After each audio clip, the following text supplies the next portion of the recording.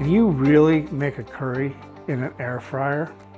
I had a lot of people tell me you couldn't, but I proved them wrong. I'm gonna make a curry today in my air fryer. This is from my book, The Curry Guy Air Fryer. It's a chicken tikka masala. Tastes great.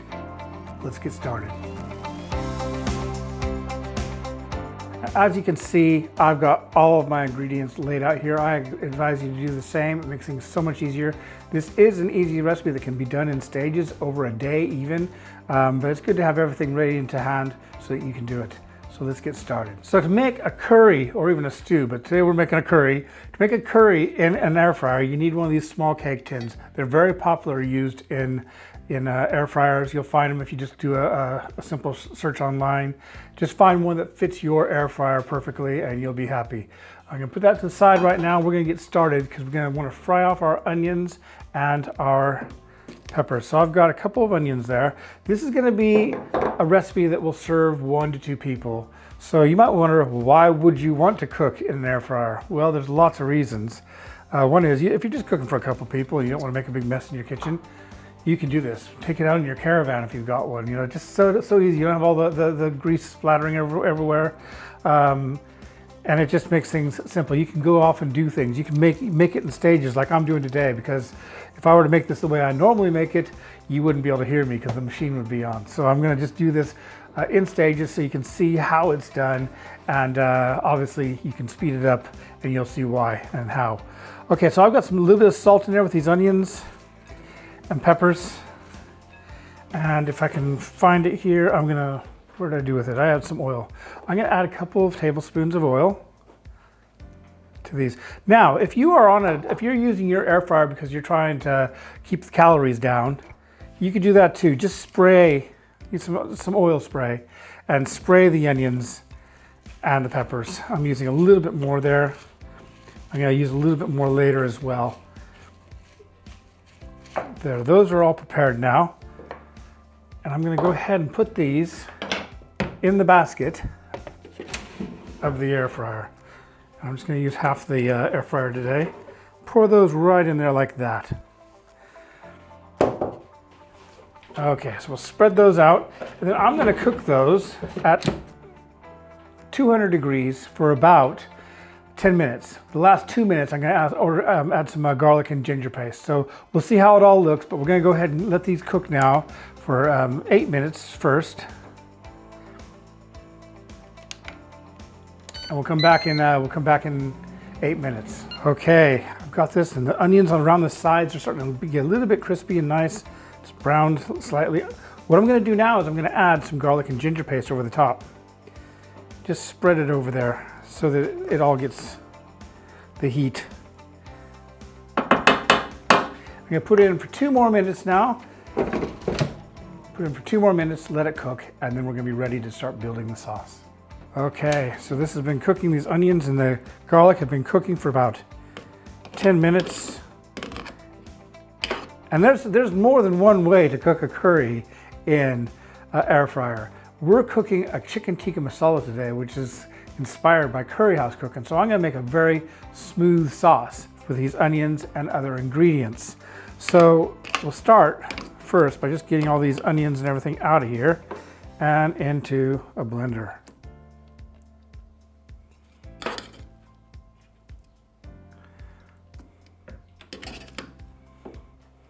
These are all soft, just like if you were making an authentic curry in a pan. You'd want them to be soft, translucent, and that's exactly what you've got here.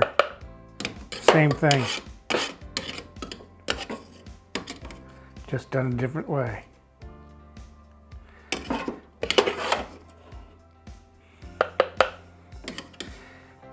And I'll get the rest of this out of here in a minute, but there we are. So that's just gonna sit there and cool for a bit while we talk about sauces. Now there's different ways you can make this sauce. And the way I do it at home and most of the time is exactly like I'm going to do for you today, which is I think the fuss-free way. Now there are other things you can do. So as you can see, I've got some spices here, some mixed powder, some paprika, a little bit of tandoori masala, You know, all these things taste good, especially if you fry them. So if you wanted to, you could pour a little bit of oil into your cake tray, heat it up in your air fryer, pour the spices in. Even you could even put the garlic and ginger in there if you wanted to, but just mix everything in before blending it. That would be the long-winded way of doing it. That's not how I normally do it, because in my taste tests, I have found that even though we're not blooming these spices like you would want to do normally, the curry comes out very good anyway. You won't tell the difference just because of the heating process, the way it's cooked from underneath and to the sides and up above, it just seems to work. So I'm going to do it the easy way. So I got my onions and everything in there, right there, like that. I'm going to add about a tablespoon of mixed powder, a little bit of paprika, about a teaspoon of paprika, tablespoon tandoori masala, just like I would in any recipe that cooks for two people, about the same amount of spices. Another thing you can do, which this is some coconut milk powder. Another thing you could do is just go and purchase some tikka masala paste at the shop or make your own. I've got a recipe for tikka masala paste, which is out of this world because you're actually toasting whole spices and then grinding them and cooking them into oil. And that brings out such an amazing flavor. So you could do that as well. If you want to make things easy on yourself, go buy some tikka masala paste rather than getting all these spices together, or make your own and it'll be even better. I got some ground almonds there as well. Here's some passata. All these ingredients are listed below and how much I'm using. There we are. And then I've got a little bit too much, but I'm going to use about 750 milliliters of chicken stock. You could just use water.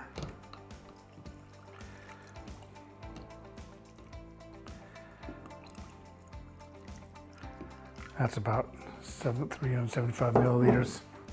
That'll do. And because that's quite cold, I can now blend it. So I'm going to go ahead and put the top on here. And we're going to blend this until it's smooth.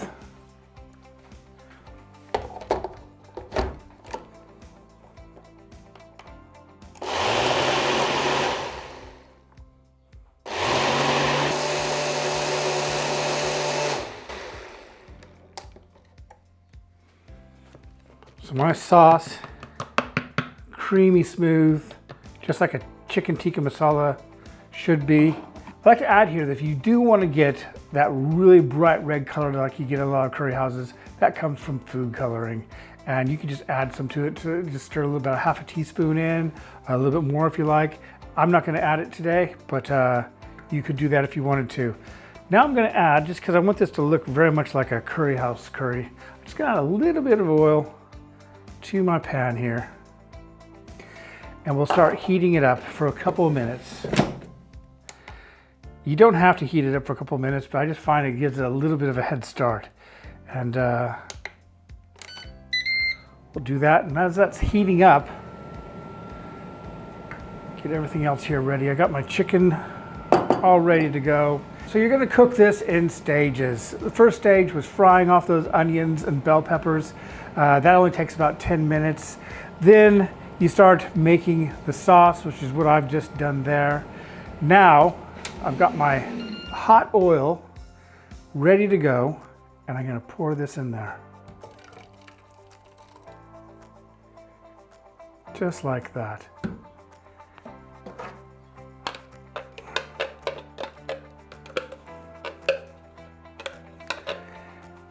And I'm going to close this up now and let this cook for 10 minutes at 200. That's 400 degrees Fahrenheit for 10 minutes.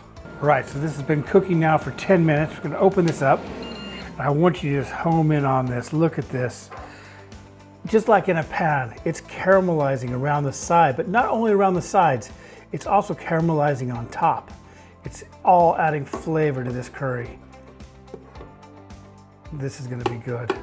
Now what I want to do is I'm going to add the chicken. The chicken is just tandoori chicken, which I made using an air fryer. It's my air fryer tandoori chicken recipe. I'll make sure you have a link to that. I'm gonna add all this chicken. There we are. And then I'm gonna add just a little bit of butter, not that much, but some butter. If you want, at this stage, you can add sugar. I don't really want to add sugar to mine, but a lot of people like really sweet chicken tikka masalas. That's up to you. You can do that. And then I'm gonna stir in just a little bit of cream here too. Just a bit. You can always add more. All right. Now, cook this for another 10 minutes and it should be ready. All right, let's look at this now. It's bubbling and hot. It's been cooked from the bottom, from the sides, from the top. It is just golden on top. I'm gonna stir that back in there. This is gonna be amazing. I know, because I've made it before lots of times. Okay, let's add a little bit of lemon juice. So we're just gonna give it some balance now. We're gonna balance out a bit. I'm gonna give it a little bit of a taste just to see what I need to do.